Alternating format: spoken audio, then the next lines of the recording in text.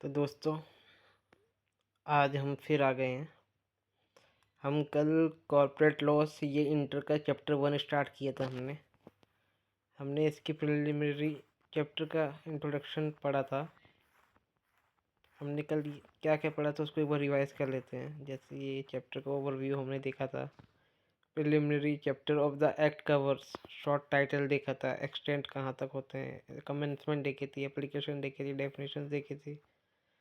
Definition आज देखेंगे हम लोग। इंट्रोडक्शन देखा था कि ये जो हमारा कंपनीज एक्ट है ये कंसोलिडेट करता है और अमेंड करता है law relating to the companies. जो भी हमारे इकोनॉमिक एनवायरनमेंट है, expansion for growth of economic of our country, जो भी हमारी ज़रूरतें हैं वही एक्ट हमें देता है। ये कब ऑफिशियल गैजेट में आया, कब ये अप्लीकेबल हुआ, कब इसको फोर्स किया गया। ये कंपनीज एक्ट में हमने ये भी देखा था 477 सेक्शंस होते हैं, 7 शेड्यूल्स होते हैं। शेड्यूल्स भी हमने समझा था कि बार बार एक चीज़ों को हम दोबारा दोबारा नहीं लिख सकते, इसलिए उसको एक शेड्यूल्स में बना के लिख देते हैं और सिर्फ शेड्यूल्स को रेफ़र कर देते हैं। ये हमने पढ़ा था कल। शॉर्ट टाइटल क्या होती है, एक्सटेंट क्या होती है, कमेंसमेंट क्या होती है और एप्लीकेशन कैसे होती है। सेक्शन 1 कल हमने पढ़ा था पूरा। सेक्शन 1 क्या बताता है कि इसकी एक्सटेंट कहाँ है, एप्लीकेबिलिटी कहाँ है, कंपनी इनकॉर्पोरेट हुई है under this sector any previous company law, ये सब हमने पढ़ा था। तो आइए हम देखते हैं। हमने टाइटल देखा था, एक्सटेंट देखा था, कमेंसमेंट देखा था, एप्लीकेशन देखी थी। आज हम डेफिनेशन से शुरू करेंगे। Section 2 of the companies act. Definition section 2 of companies act में आता है। It is the definition sections. It provides various terminologies use in this act. इसमें जो जो चीज़ें हमारी यूज़ होंगी, जैसे जो जो डिफरेंट वर्ड जो लॉ से रिलेटेड होते हैं, वो सारी डेफिनेशन इसमें हमारी कवर की गई हैं। डेफिनेशनल सेक्शंस और clauses are known as internal aids to construction. जो भी हमारी डेफिनेशंस होती हैं, सेक्शंस होते हैं और क्लॉजेस होते हैं, वो सब हमारे जो इंटरनल एड्स होते हैं, जो भी लॉ बनाने में हमारी अंदरूनी चीज़ें होती हैं उसको हेल्प करती हैं बनाने में। And can be immense help in interpreting और कंस्ट्रक्टिंग द इनेक्टमेंट और any of its parts. Also according to the clause 95 of the section 2, जो क्लॉज है 95 हमारे जो सेक्शन 2 का भी हम जो पढ़ रहे हैं, words and expression use and not defined in the but defined in the securities contract regulation act. अगर जो इसमें वो वर्ड नहीं यूज़ किया गया है या नहीं डिफाइन किया गया है, वो हमारे security and contract regulation act 1956 में डिफाइन किया गया है और security and exchange board of India act 1992 में डिफाइन किया गया और the depository act 1996 shall have the meaning respectively assign to them in दो एक्ट। जो जो इसमें मीनिंग या डेफिनेशंस नहीं होंगी वो हमारी इन दोनों एक्ट में डेफिनेशंस मिल जाएंगी हमें। जो हमारी एक्ट है, सिक्योरिटीज़ कॉन्ट्रैक्ट्स रेगुलेशन एक्ट और securities and exchange board of India, ये दोनों एक्ट है और हमारी डिपॉजिटरीज एक्ट है। When a word or phrase is defined as having a particular meaning, अगर जो वर्ड या कोई ऐसी जो लाइन है उसकी जो पर्टिकुलर मीनिंग होती है in the enactment, it is said that meaning alone which must be given to it while interpreting a section of the act unless there be anything repugnant in the context. Section 2 says that in this section unless the context otherwise require। आइए हम एक एक करके definition start करते हैं। हमारी पहली definition है अब्रिज प्रोस्पेक्टस। अब्रिज प्रोस्पेक्टस क्या होता है? प्रोस्पेक्टस ये एक मेमोरेंडम होता है। मेमोरेंडम प्रोस्पेक्टस क्या होता है? प्रोस्पेक्टस वो होता है जब हम कभी शेयर इशू करते हैं तो इस पर हम एक डिटेल देते हैं कि अपनी कंपनी के बारे में, कंपनी क्या करती है, कहाँ से पैसा कमाती है, कैसे क्या, हर डिटेल, उसको प्रोस्पेक्टस बोला जाता है। Means a memorandum containing the slide features of prospectus. ये एक रियल प्रोस्पेक्टस नहीं होता, ये प्रोस्पेक्टस से मिलता जुलता प्रोस्पेक्टस होता है जो एक ब्रिज होता है। मैं आपको आगे बताऊंगा कि क्या होता है। As may be specified by the security and exchange board by making regulation in this behalf. ये एक ऐसा प्रोस्पेक्टस होता है जो ये बताता है कि जो हमारे, जैसे मान लीजिए हमने जो पहले प्रोस्पेक्टस इशू किया था, अब वो प्रोस्पेक्टस इशू करे काफ़ी टाइम हो गया है, जैसे मान लीजिए 6 महीने 7 महीने, और इन दिनों में, उन समय में हमारी कंपनी ने बहुत सारी चीज़ें, चेंजेस देखे हैं। तो एवरेज प्रोस्पेक्टस ये होता है, इसमें हम सारे जो अपने चेंजेस उसको लिखते हैं और उसको आगे दिखाते हैं कि यहाँ तक हमारी कंपनी, मतलब एक तरह से अपडेटेड प्रोस्पेक्टस होता है हमारे प्रीवियस प्रोस्पेक्टस से। आइए सेकंड डेफिनेशन देखते हैं। Accounting standards. अकाउंटिंग स्टैंडर्ड्स क्या होता है? Mean the standards of accounting और any addendum there for companies or class of companies refers to in the section 133। Accounting standards क्या होते हैं? जो हमारी अकाउंटिंग होती है उसके कुछ स्टैंडर्ड्स होते हैं, कुछ रूल्स, कुछ नॉर्म्स फॉलो किए जाते हैं। वो ये बता रहा है कि अकाउंटिंग स्टैंडर्ड्स क्या होते हैं।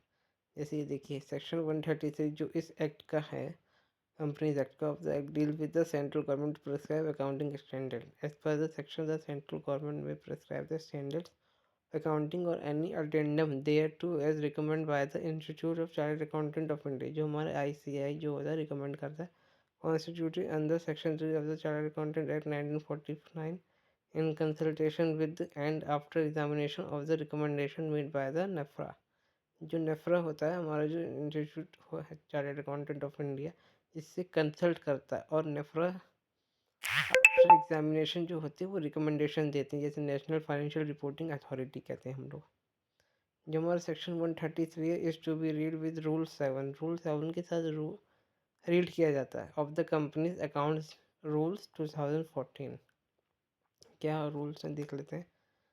The standards of accounting as specified under the Companies Act 1956 shall be deemed to be the accounting standard until accounting standards are specified by the central government। ये वो स्टैंडर्ड्स अकाउंटिंग के specify किए गए हैं companies act में 1950 से। Accounting standard until accounting standard specified, जब तक वो अकाउंटिंग स्टैंडर्ड स्पेसिफाई नहीं किया जाता central government under section 133, till the National Financial Reporting Authority is constituted under section 132। जो नेशनल फाइनेंशियल रिपोर्टिंग अथॉरिटी है, जो नेफ्रा है, वो कॉन्स्टिट्यूट बनाया गया है सेक्शन 132 इसी एक्ट में, कंपनीज के एक्ट में। जो सेंट्रल गवर्नमेंट है may be prescribe the standards, जो वो स्टैंडर्ड्स होते हैं सेंट्रल गवर्नमेंट प्रिस्क्राइब करती है ऑफ अकाउंटिंग और any addendum thereto as recommend कौन करता है? बाय द ICAI, जो हमारी इंस्टीट्यूट है, institute of chartered accountant of India, in consultation with and after examination of the recommendation made by the National Advisory Committee on Accounting Standards constituted under Section 210A Companies Act 1956. Further, in exercise of the power conferred by the Section 133, the central government, in consultation with the National Advisory Committee on Accounting Standards, prescribe that companies accounting standard। पहले जो होता था, जो नेफ्रा से पहले होता था हमारा, जो ये बॉडी होती थी जो हमें कंसल्ट करती थी, national advisory committee on accounting standard, लेकिन अब वो नेशनल फाइनेंशियल रिपोर्टिंग अथॉरिटी हो गई है। 2000 and the companies Indian accounting standard rule 2015 में भी follow the central government hereby appoint 1 October 2018 as the date of consultation of national financial reporting authority. Third definition क्या देखते हैं। ऑल्टर और alteration. Alteration क्या होता है? ये कुछ चेंजेस होते हैं, ऑल्टर करना, चेंज करना, include the making of additions, omissions and substitutions. Fifth number पे देखते हैं आर्टिकल। मीन्स आर्टिकल्स क्या होते हैं? The articles of registration of a company as originally framed or as alter from time to time. Articles जो होते हैं company के रूल्स एंड रेगुलेशंस को पॉइंट आउट करते हैं, ओरिजिनली जो फ्रेम्ड होता है और उसको ऑल्टर करते हैं टाइम टू टाइम, और अप्लाइड करते हैं इन pursuance of any previous company law, और उसको अप्लाइड करते हैं अगर किसी पुरानी जो हमारी कंपनी है जैसे 1956 उसमें भी अप्लाई होता है, और applied in the pursuance of, अगर इस एक्ट को हम यूज़ करेंगे तो इसमें भी अप्लाइड होगा। आइए नेक्स्ट डेफिनेशन देखते हैं हम लोग। जो हमारी डेफिनेशन है वो है एसोसिएट कंपनी। एसोसिएट कंपनी क्या होती है? Associate company in relation to the another company, ये एक रिलेशन होती है अनदर कंपनी है।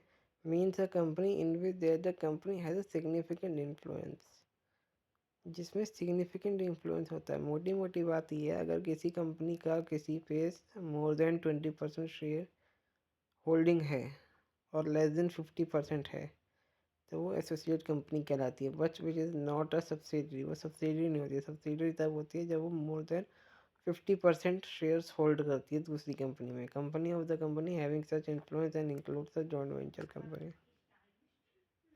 एक्सप्लेनेशन क्या, for the purpose of this clause the expression significant influence, सब समझा रहे हैं इसमें। सिग्निफिकेंट इन्फ्लुएंस क्या होती है, आइए देखते हैं।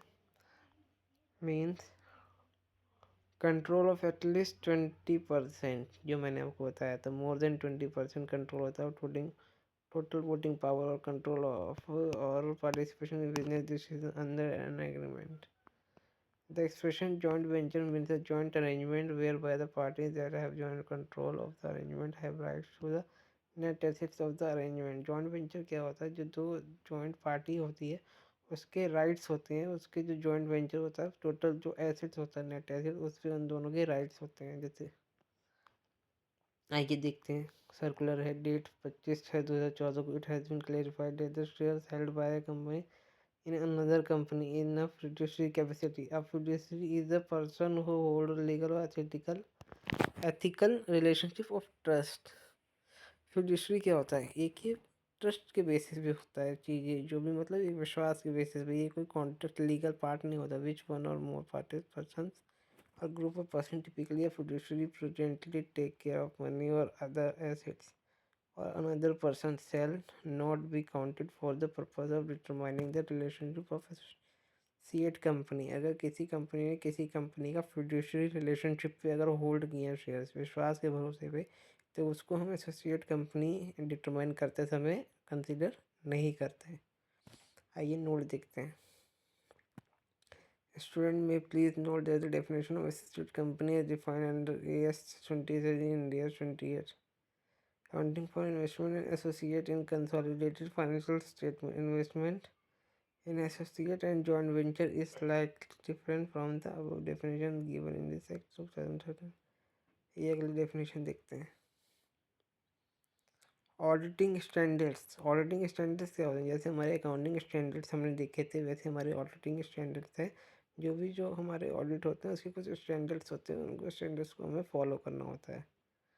Means the standards of auditing or any addendum thereto for companies or class of companies refers to in subsection 10 of section 143। Section 143 of the Companies Act 2013 deals with the power and duties of auditors and accounting standards of section 10 to section 143 provides that the central government may prescribe the standards of auditing or any addendum thereto as recommended by the institute of chart accountant of India. जैसे हमारे accounting standard recommend करता है वैसे ही auditing standard से हमारा institute ही recommend करता है, constituted under section 3 of the chartered accountant act 1949। ये जो हमारा चार्टर्ड अकाउंटेंट एक्ट है 1949, इसके सेक्शन 3 में ये चीज़ें बताई गई हैं और ये भी नेफ्रा से रिलेटेड कंसल्ट करता है। जैसे हमारे अकाउंटिंग और ऑडिटिंग दोनों चीज़ें हमारी जो होती हैं वो इंस्टीट्यूट रिकमेंड करता है in consultation with after examination of the recommended made by the national financial reporting authority. आइए आगे देखते हैं। Provided that until any auditing standards are notified.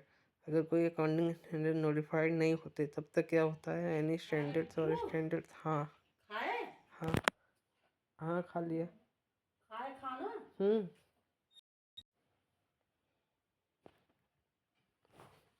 Any standards or instrument of auditing specified by the Institute of Chartered Accountant of India shall be deemed to be the auditing standard। आइए अगली definition हम देखते हैं। Authorized capital or nominal capital means such capital as is authorized by the memorandum of a company। जो हमारी memorandum होती है company की उसमें ऑथोराइज किया जाता है तो जो maximum amount of share capital of the company. Board of directors कौन होते हैं और बोर्ड कौन होते हैं in relation to a company mean the collective body of directors of the company. जो हमारी जो कंपनी होती है उसके जो डायरेक्टर्स होते हैं उनके जो बोर्ड होती है उसको कलेक्टिव बॉडी को ही हम लोग बोर्ड कहते हैं।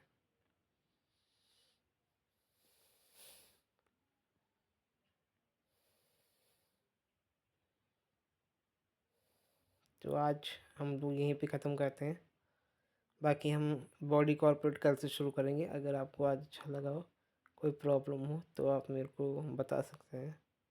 अगर आपको कोई और चीज़ें पूछनी है, अगर कुछ समझ में नहीं आ रहा है, मेरी स्पीड मेरी नॉलेज, अगर कुछ भी प्रॉब्लम है आप मेरे को कमेंट में शेयर कर सकते हैं। Thank you.